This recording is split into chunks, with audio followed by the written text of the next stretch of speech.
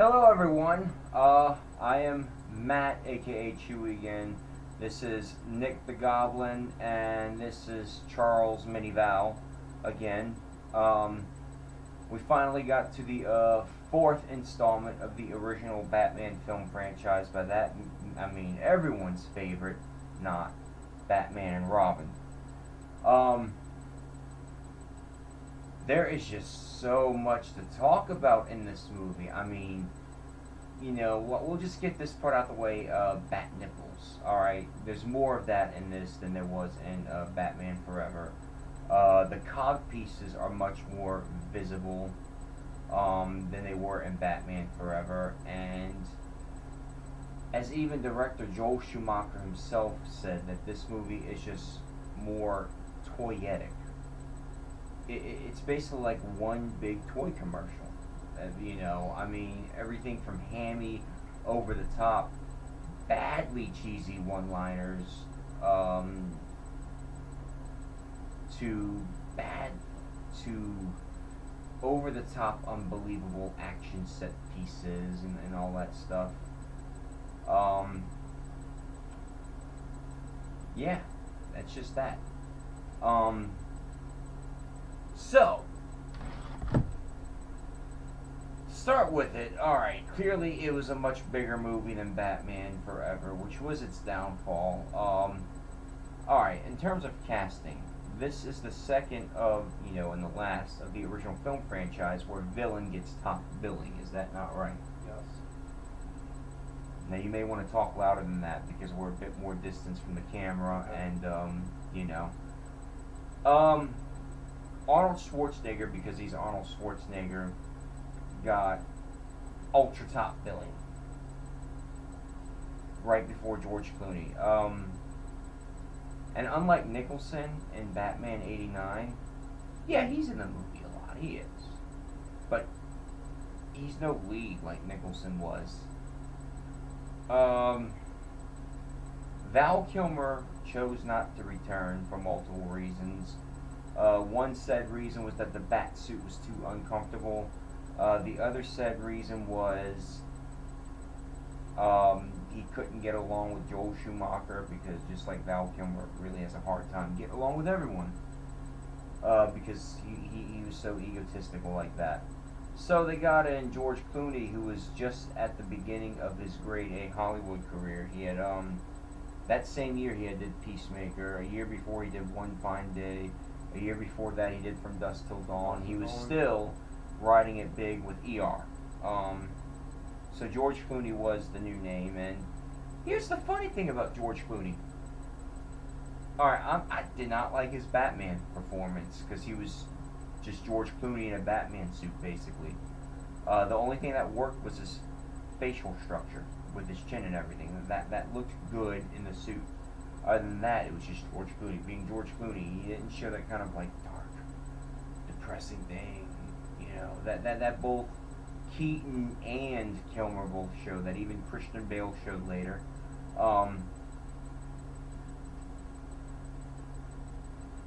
Okay, so Kilmer didn't return.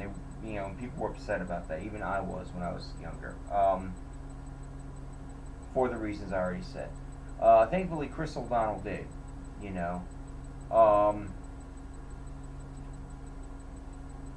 the other villain role, Poison Ivy, Uma Thurman. Now, a lot of us have seen Pulp Fiction. We're fans of Pulp Fiction. Yes, definitely. And she was rocking in Pulp Fiction. She's a rocking actress in general. But,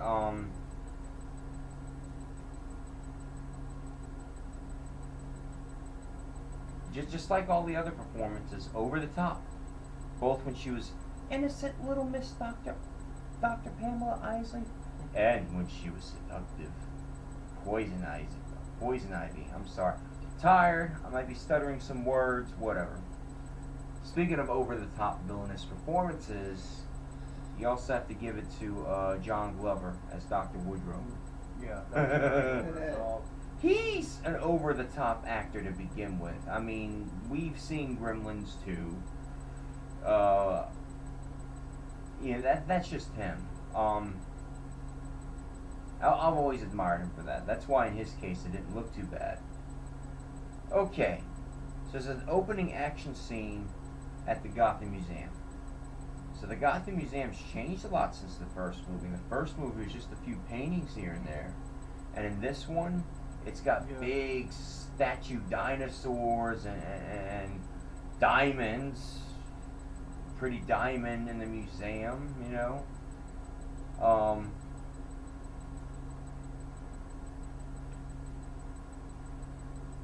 And so, yeah. And where did he get? You have to do some talking. Help me out. Where the hell did Mr. Freeze get all those freaking henchmen? Exactly. This is one of the things I said mostly was, where did he get everything? Where did he get that fucking ice machine? Where did he hire a whole hockey team or something to do his side jobs or something? You know, that's what I was saying the whole movie. I was watching that, but first I want to get to the performances in this movie. I'm gonna start with George Clooney. George Clooney's an actor I like. We judge performances. We do not judge actors or personal lives or anything or how we feel about them as actors. We judge the performance. This is how I feel about his Bruce Wayne. It's not really fair to say that somebody really plays themselves in movies, but I found it funny that the person that was closest to Bruce Wayne in reality, meaning, you know, he's like this rich bachelor type of guy. He's very famous. He's very, like, they couldn't have picked, based on a personal life, they couldn't have picked anybody better than George Clooney. But at the same time, like, when George Clooney's in his role, he is not Bruce Wayne. He's George Clooney not even playing Bruce Wayne. This is George Clooney, and it's even worse when he's Batman. When he's Batman, he is complete shit. I mean, he doesn't change his voice at all. He's just playing around in a costume. He's not very what do you call it? He's not very intimidating. This is just a mess of a performance. I think it's one of his worst performances, actually. But I'm going to tell you why that is. Go ahead. He did look good, to be honest with you. Okay. The reason why, despite him being the fancy bachelor type in real life, why he didn't work so well as Bruce Wayne is because in real life, George Clooney is not a tragic bachelor. Exactly. I want to say that too. This Bruce Wayne is not tragic in the slightest. Even Val Kilmer found a little bit of that tone for the film he was in. There's nothing. I mean, even when his flashbacks of his parents, he's just standing there smiling. You know, it's weird. It's a weird performance, I think. I also find it funny that of the three original Batman actors, the worst one just so happens to be the one to continue being a successful grade A Hollywood star. Almost 2 decades later, he's still top of his game. He's the only one of the three to win an Oscar. Yeah, you're right. Actually, the other two weren't even nominated for any kind of movie. No, actors too. Val Kilmer's given. Yeah, well, Val Kilmer's given some critical acclaim performances like Doc Holliday in Tombstone, but Keaton too has given some memorable performances. But Clooney, he's just smart. I guess he learned his lesson from Batman and Robin. Yeah, he even admits choose good roles. Yeah. And he won an Oscar, a supporting Oscar for Syriana, but he got fat for that role and grew a beard. That was a good performance, actually, by him. Alright, then I'm going to go to probably the craziest performance in this entire movie. Arnold Schwarzenegger. He is... You lied! No! It's like one line after one liner, and it's... But at the same time, it's so bad it's good. I mean, you cannot help. I was quoting him the entire fucking time we were watching this movie because I was just, you lie, or reason and Batman, or stupid shit like that. You know, I laughed my ass off the whole time I was watching this.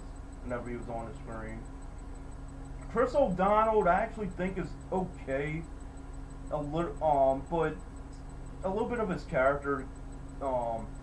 He starts off kind of like this young, egotistical guy that just, you know, he's fighting for his honor. But when it comes to like the love story, but the fighting with him and Bruce Wayne over Poison Ivy, like in some scenes he's just like a little bitch. I mean, but he's not too bad in this. I have to give him a little bit of credit, but it's mostly the screenplay that had a lot to do with that. Alicia Silverstone was wasted.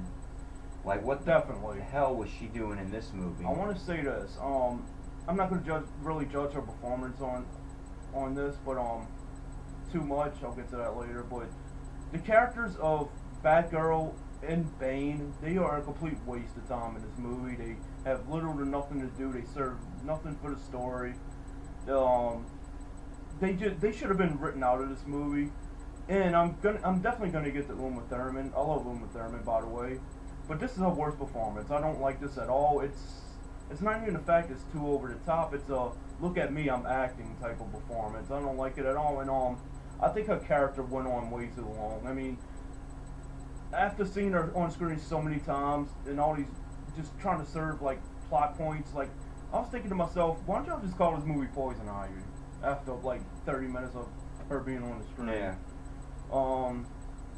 They have a few. The supporting actors are really weak in this. Besides Michael Goff, the guy that plays Alfred. I mean, he's dying, and it seems like he's in the wrong movie because he actually is kind of good in this. Commissioner Gordon's a complete waste. What's her name? The model that played Bruce Ellen Wayne. McPherson. Ellen McPherson. She's okay, but she is obviously just in this movie just to have Bruce Wayne have a love interest, and it goes nowhere, and she's in like 2 scenes. Yeah. And this is a funny scene I actually want to mention. It's like there's a scene when Mr. Freeze is in his lair or something, and they're having he's making he's doing like this, and he has slippers on. He's making I'm Mr. White Christmas. Yeah. And he's making his hired henchmen, the Mighty Ducks, I guess. He's making them sing this song, and it's like they're sitting there freezing. It's like 100. It's like 0 below or something, and like they're sitting there freezing. I'm like, how the hell they in this place? And then you have Vivica A. Fox. I don't even remember her character's name, but it's like she's like half naked in this, and it's like below 0 degrees in here. I laughed at that scene, and another thing I laughed at, Arnold Schwarzenegger standing there smoking a cigar, and you can actually see like icicles coming from the cigar or something. And then there's this line that he says something to Vivica A. Fox, like she's trying to hit on him or something, and she's like my passion or something, and he's like, and she's like, ooh, talk about your cold shoulder. I'm standing there thinking, what, does his dick freeze off too or something? You know, it's like I would have tried. You know, you're in that much cold. You know, and you have a beautiful woman sitting there, wouldn't you try to do something? And she's sitting on you at that. Yeah. Well, he was faithful to his wife. I give him that. True. But you know what? Okay. Because at the very beginning, we briefly mentioned bat nipples and cock pieces and butt shots. All those crazy rubber butt shots, whatever. Why? When it finally got to Batgirl, great butt shot. Great crotch shot that was just smoking hot. But why no nipples on the Batgirl? I would have much rather seen nipples on Batgirl. I'm the one that noticed this. I noticed it at the same time. You did? heard me go, oh. Look, I did. Where's the nipples on this? Anyways, I won't get into. I know why, but it's not fair to get into why. You have to do your research. But let's just say Joel Schumacher is one of a kind. Sad thing, he's a very rangeful director. He directs this kind of stuff. He's directed comedies, dramas. like the Lost Boys. The Lost Boys, Flatliners, even later movies like Phone Booth with Colin Farrell was awesome. I forgot he did that. And he does like indie stuff now. He actually Batman and Robin is what really got him to want to do more like small scale stuff. Because right after this, he did 8mm with Nicolas Cage, and then he did Flawless with Philip Seymour Hoffman and Robert De Niro. And then he did Tigerland with filmed in Louisiana, Colin Farrell. Okay. And he did Veronica Guerin. He did movies produced by Jerry Bruckheimer. Veronica Guerin, That stupid one with Anthony Hopkins and Chris Rock. Bad Oh, Company. Bad Company. Bad Company, yeah. So yeah, he did these Jerry Bruckheimer productions. He did Number 23, which he re-teamed with Jim Carrey for that movie. He said he wouldn't. He said, I read interviews that he said that Jim Carrey was fine. He was a gentleman. He said he had trouble with Val Kilmer, of course, and he had trouble, even a little bit of trouble with Tommy Lee Jones. And when he mentioned the Tommy Lee Jones thing, he was like, all these overpaid, overprivileged actors, I will never. Wait, I gotta do it Joel Schumacher style. All these overpaid, overprivileged actors, I will never work with them again. This real. If you see interviews with him, he's very soft-spoken. Which is sad, because he did The Client with Tommy Lee Jones. I guess he got along with him great there, but not with this. I guess he couldn't trap the bat. Yeah. Well, between Batman Forever and Batman and Robin, he did Time to Kill. That was a good movie. Yeah, it was. Yeah. I never read the book yet, but I hear John Grisham's book is rocking. It's been about 8 years since I've seen that. Good night. Sorry, got interrupted. That was his mother, Miss Gaynell. Sweet woman. All right. So, the one thing I gotta give this movie credit for, well, there's a couple things I do, because credit has to be due, given where it's due. First and foremost, visual aspects, which is where most of the money went to, was pretty good. For its time, special effects were top notch. They actually still hold up okay today. The set designs, the CGI effects of like the ice, as ridiculous as it was, it was pretty cool. Go ahead. No, you can go. Oh, and certain story elements. People are gonna kill me for this one, but there actually are certain story elements I really, really have to compliment. The fact that Mr. Freeze was a tragic villain, just like he was in the comics. He was just trying to save his wife, which really made his over-the-top performance that much more stupid. Because when you're tragic like that, you're not gonna be all over the top. That's one of my main things about him. Like, you couldn't take him serious, even though the way the character's written and portrayed in this movie. Like, you want to feel for this guy, and it's like he's just so over the top. But I found myself laughing at this performance. It's that corny. But what I wanted to say too was something similar to that he said. This movie actually does look great, but it looks great in a kind of way that it doesn't look great for Batman, but it overall looks great for an action film or like something just so over the top. I mean, you have like statues all over the place. I was about to mention that. The statues, man, the statues. And the Batmobile and everything, the Mr. Freeze's suit, like I said, everything looks like $1 million on there. Once again, like, there's a scene that I thought was pretty cool, actually. It makes no sense, it has nothing to do with the movie. But, there's like this motorcycle race between, Batgirl and, Robin. And, Julio and these bunch of gangsters, or whatever the hell they were. And I thought, it definitely did not fit this movie, but if it was in another movie, I would have liked it better. And there's another scene, too, I like. When Poison Ivy and Bane, they go to this, like rave-looking hideout, and they take over the guy's, spot, so that way that could be their hideout. I thought that looked good. Especially the song that played in that scene by the Goo Goo Dolls, it Lazy did have Eye. a pretty decent soundtrack. Yeah, that's another thing you really got to compliment is the soundtrack. That particular Goo Goo Dolls track, Lazy Eye, is like my favorite song from them. It really it's one of their more rockin' songs too. It's awesome. The Smashing Pumpkins song was pretty good. They have the slower version, which has a slightly different name, that was used in the trailer for Watchmen when that came out. The R. Kelly song was good, and they had Bone Thugs and Harmony, they had Jewel, all kinds of artists. They don't have too many songs played throughout the movie. No, like all the songs. Doll song. Yeah, like all soundtracks, they have like 3, 4, 5 songs in the movie, and the rest on the soundtrack itself was inspired by, even though most of those songs were recorded before they were put on the soundtrack, so they weren't inspired by. But that's cool. Way to promote the movie. There's actually something I want to say about this too.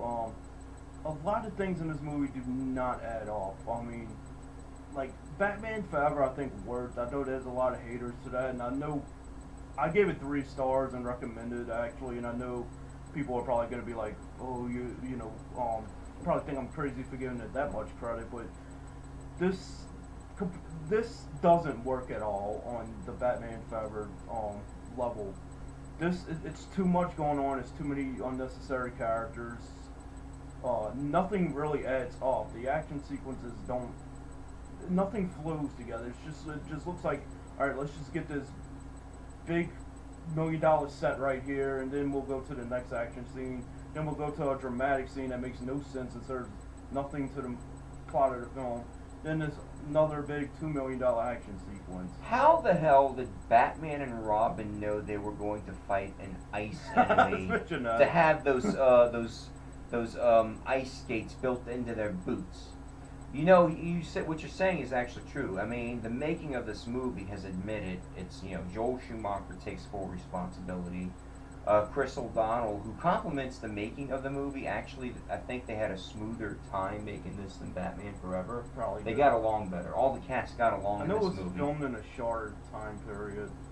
Well, it was put on a rush schedule, but all the cast got along in this movie. Joel Schumacher has complimented getting up early and going to work with George Clooney and Arnold Schwarzenegger and Chris O'Donnell. He loved working with those guys. And they went to different places around the world. Chris O'Donnell said that he does not regret making this movie, but the making of documentary on the Blu-ray DVD, the special edition, they admitted Batman Forever was a hit. As cheesy as it was a hit, and it was a good movie. And the studio's like, well, I like the direction. The studio's like, I like the direction Joel Schumacher did with this. So Joel, they say to him, we want to rehire you as a director. And this time we want you to make it more upbeat, action-packed, and quote-unquote toyetic. As in put as many useless gadgets in the movie so that we can make toys out of them and sell those toys, as merchandise. That's exactly what went on. Joel Schumacher took full responsibility because he signed on to be the director. Even in the making of the movie, Chris O'Donnell said, you know, when we did Batman Forever, it felt like we were making a movie. When we did Batman and Robin, it felt like we were making one big, long, expensive toy commercial. And even Joel Schumacher himself on the set of Batman and Robin, John Glover said this, that Joel Schumacher would get on the megaphone and yell out, remember people, we're filming a cartoon. So they knew the movie they were making. Yeah. They knew how bad it was going to be. George Clooney spoke ill of it later years. They knew what was going on. But they don't know it's most cartoonish though. I'd probably have to say Arnold Schwarzenegger. I mean, he just did not take this seriously at all. And Uma Thurman, like I said, it was a very look at me, I'm acting type of performance. You know, I don't know if I would call it cartoonish, but like I said, even for an over the top type performance, I didn't like it. Do you know Patrick Stewart was considered for Mr. Freeze before they got Arnold? You want to hear something funnier? At one point, because they wanted to make it so cartoonish, they wanted Hulk Hogan. They went that low. Serious. There you go. So that's what happened. They knew the movie they were making. They knew it was going to be frowned upon, and they're not ashamed by the haters of it. But you know what? It's blessing disguise, because had Batman and Robin not been as bad as it was, we wouldn't have gotten a Nolan trilogy. I'll tell you that right now. Clooney and Chris O'Donnell were signed on for 2 more movies. They were actually gonna, and I think even Schumacher, who this time said that if he had the opportunity, he'd have made a darker movie, gone back to the roots. It was gonna be called Batman Triumphant, and Scarecrow was gonna be the villain. But because Batman and Robin was so bad, they just canceled any future plans of that particular film franchise, and then looked for new cast, new directors, and they hired Christopher Nolan, and they decided to go take Batman Year One as the source, and they made Batman Begins, and the rest is history. We'll get to more of that when we do Batman Begins. So credit's got to be given where it's due. Oh, and some back to the negative. Some glaring technical issues, man. Like when Robin was struggling under the water when Poison Ivy's vines had him trapped. There's a moment that he gets his head up and goes right back under, and you can clearly see that the going back under part was that same shot being rewounded. Too obvious, shall I say.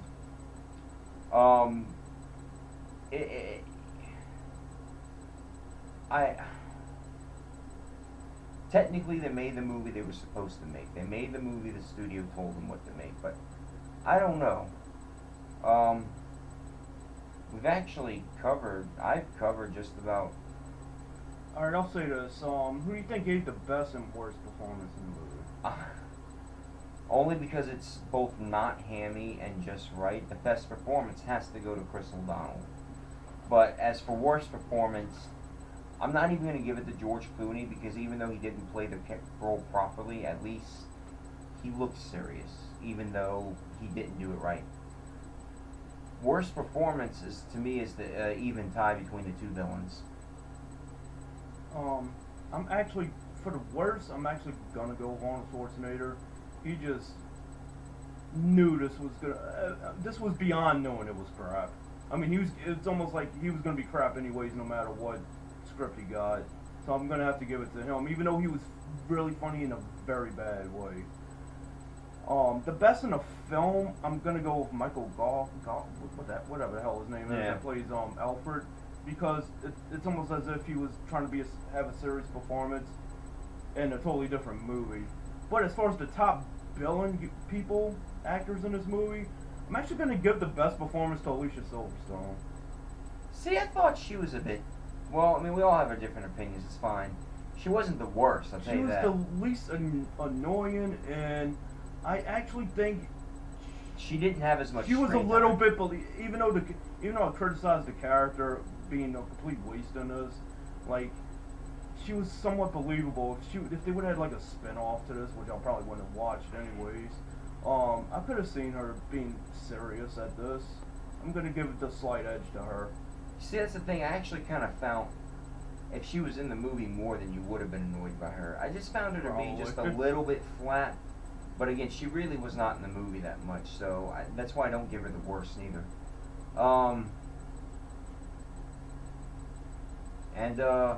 Wow. Charles. You have anything to say about this? Charles, say something. Well, let's talk about the part where Batman and Robin are flying down from an ice capsule when they wind up California? escaping. Oh, the surfboard part. Yeah, that part was stupid. It was pointless. The fact with the surfboard, it was like something straight out of like some Ninja Turtle shit. Well, they did say California. Yeah, Robin said that. I have to criticize that scene. Mr. Freeze, like, you can think what you want about the suit, but the suit got completely ridiculous after he got out the rocker. It's almost like he was a transformer butterfly or something. It was weird. When he opened the wings, yeah. Yeah. And that's all we really have to say about it. It's a very cheesy movie. It has a little bit of good, believe it or not, to it. It's entertaining for so bad it's good type of way. I don't think it's the worst movie ever. I don't think it's the worst superhero movie ever either, but it's definitely at the bottom of that barrel. This might come to a complete shock. I'm actually gonna give it 2 stars out of 4. What do you think? I'm gonna give it you know what? It was a cross between 1.5 and 2. I'll give it an edge and give it 2 because I mean, you know, seeing it again tonight, there were some decent parts, you know, that again deserve their credit. I have to give it 2 stars also. It's funny. Earlier in the night, Charles was saying he really loved this movie. Maybe when as a child, but just to be fair, it's the first time. It's definitely something that works well, just like Batman Forever. This one definitely works well if you're a kid, you know. Clearly, it had that 1960s television show influence. Especially the scene where 60s show's better than this, I think. Well, it really works for the cheesiness. That's why. But like the scene where they go to charity event with the diamonds to lure Mr. Freeze and Poison Ivy's there. You know, that kind of had that 'cause in the TV show, Batman and Robin would go to special events dressed up in their costumes, not fighting crime, but special events. And that's what they did here. I have to mention the bad credit card. That was stupid. Oh yeah, never leave home without it. And why they're having a Bruce Wayne event? Why is Batman there? And it's like the whole crowd and like knows who he is or something. Well, when an event's sponsored by someone, the main guy doesn't always have to be there. Remember, like in the first Iron Man movie, when they had a Tony Stark event and Stark didn't even know about it, and he just shows up late. The first one? First Iron Man, remember? Yeah, I remember that. But Yeah. You know, so credits given where it's due, but also trash talk's given where it's due too, and I think we made the point pretty clear that this was, in a sense, a bad movie, and But it was, I don't think it's horrible. Like, no. I mean, I'm shocked. I'm really shocked. I was thinking in my head before I even put this on. All right, this is gonna be like a half a star or a 1, and I think it's no more, no less than a 2. To be honest with you. So, and that's that. It definitely doesn't work. It's definitely is the worst Batman movie, but you know, there's other pieces of shit out there than this. Even the Catwoman movie. I is am gonna worse mention than that is the. I still want to do a review to that. I've seen that once or twice. That is the worst superhero movie ever. Just putting it out there. Alright. Before I stop the video, does anyone else have anything else to say? Yes. Nah, that'll be it. Reason has Batman. Before the dinosaurs, the Ice Age. Now get to the fucking chopper!